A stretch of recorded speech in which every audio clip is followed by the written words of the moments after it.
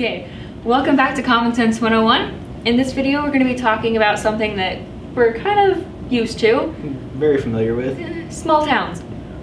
To put it in perspective of how small our town is, recently, well, I'm not sure if it was recently or not, but Justin Bieber said that he grew up in a small town. So we took the initiative to actually Google the population of the town, and it said that there were over 30,000 people in it.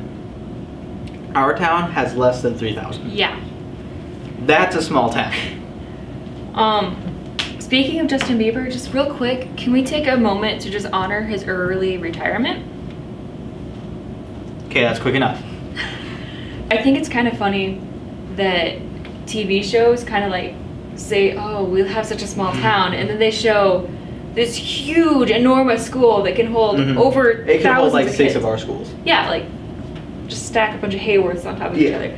And they show inside of like what the school is supposed to be, and there's like about 15 students just filtering through the hallways during a passing period.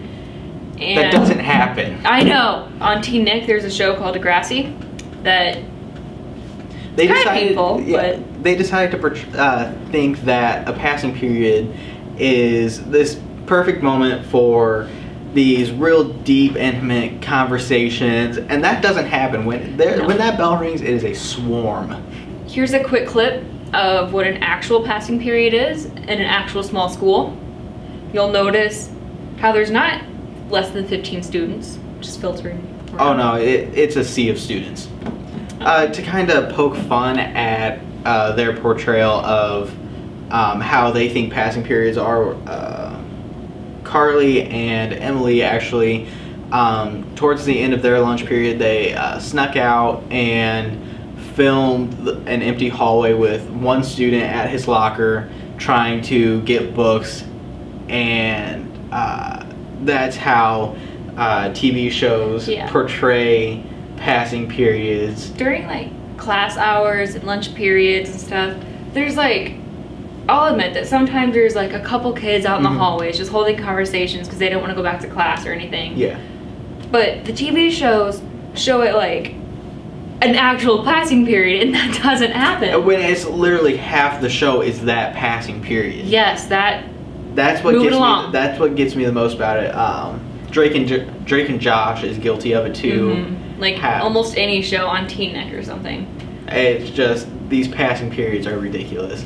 So if you ever decide to go into filmmaking, avoid that. Like a normal passing period for Hayworth, we have 2 minutes to get from point A to point B, and that is plenty of time. I stop in my locker before every class period. Yeah, and I'll give you a quick tour of our school. There's hallway 1 and hallway 2.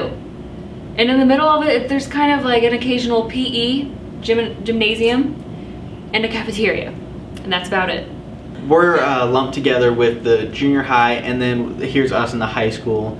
And there are probably 60 to, in your guys' case, 86 students in each class. So if you want to round that out real fast, that's less than 300 students in our whole high school.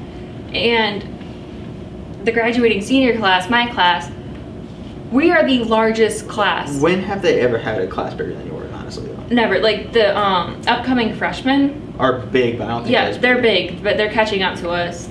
We have 86 students in our grade, and that is the biggest class that they've had at this school. That says a lot. 65. My brother had about 26 in his. Jeez. Yeah. Mostly girls. I have a friend from a small town in Alabama, really small town, and his graduating class is like 11 people. Good for them. So that, like we say, we come from a small town, but they really have the bragging rights here. That's about all we have for today. So subscribe to us, watch our videos, and we will try and get more out if we actually start to have full weeks of school. Snow days are the best. Okay. Bye guys.